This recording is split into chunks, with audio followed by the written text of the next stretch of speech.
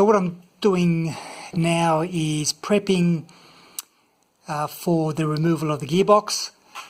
Obviously no issues with the front there because the engine's already been removed. All I need to do really here is disconnect the handbrake, which is just that here.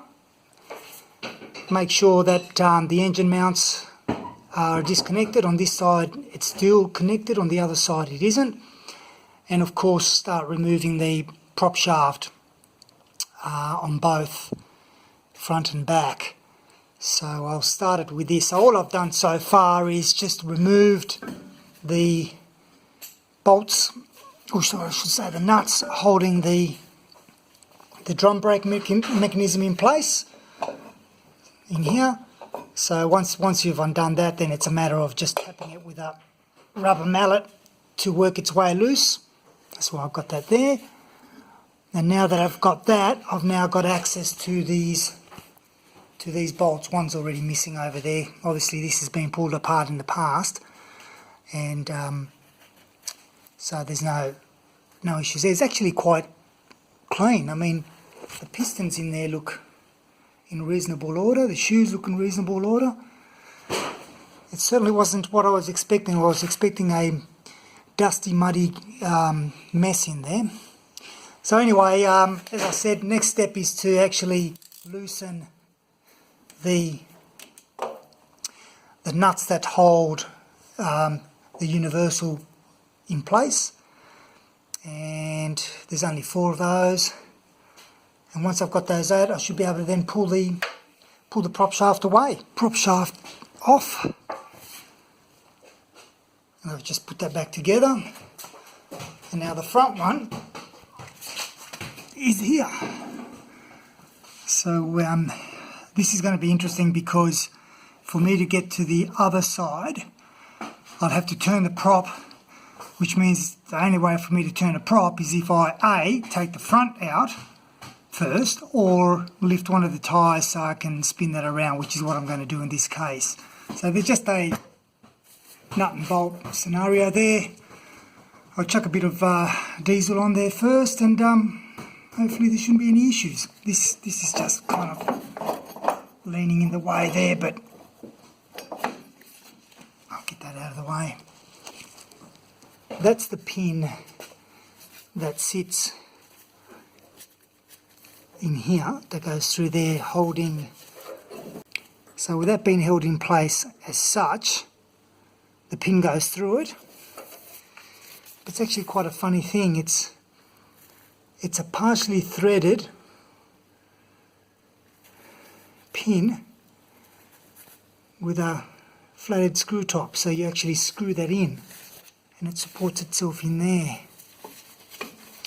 Obviously that's, in this particular case, this bracket is damaged, snapped off, etc. But I've got another one of those. Yeah, and then to remove the unit, you just undo the 2 bolts that are holding that in there. Something like that. So that removes that. So now the only thing left for me to do, I mean, I could drop the arm off here, but what I'm going to do is I'm just going to completely remove the mechanism with those 2 bolts there. These are the bolts that come in from the inside, so there's a cavity under here which allows you to put that through. So now if I undo that,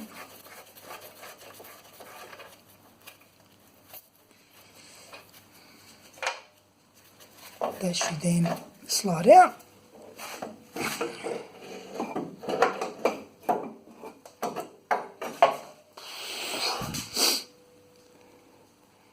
And there we have the handbrake mechanism there, all together.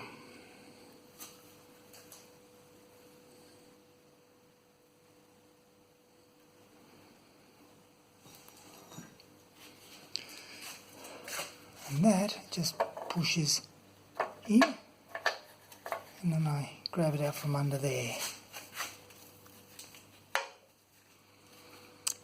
And last thing now is to check this mount. I know the other one's loose,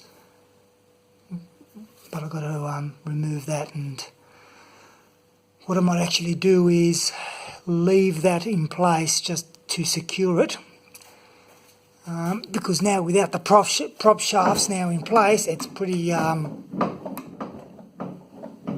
loose, so it's better to have at least one more thing holding it in place. And one more thing I'll do, just so that I've got ease of access with the hoist, is to remove the steering wheel, and these ones use a pinch bolt scenario.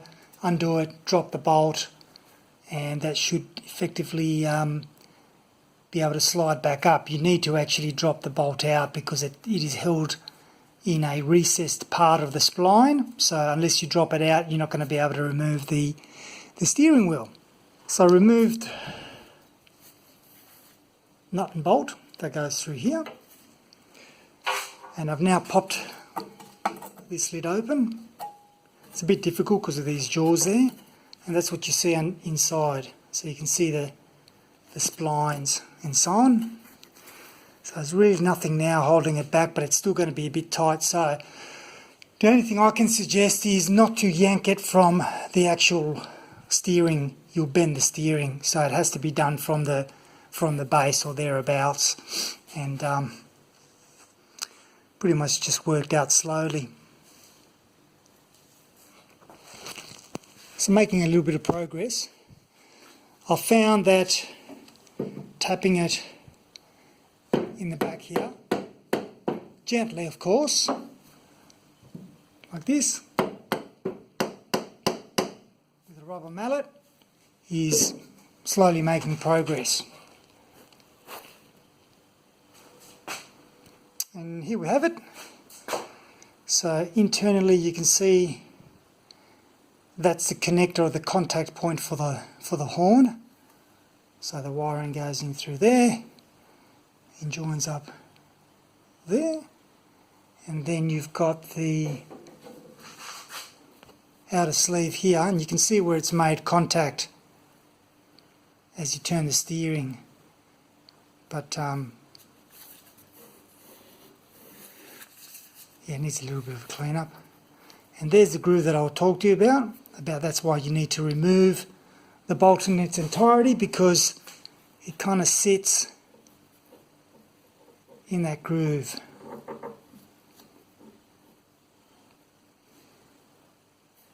So you won't be getting it out until you remove the entire bolt. And there's a wiring for the bottom there. Continuation of the...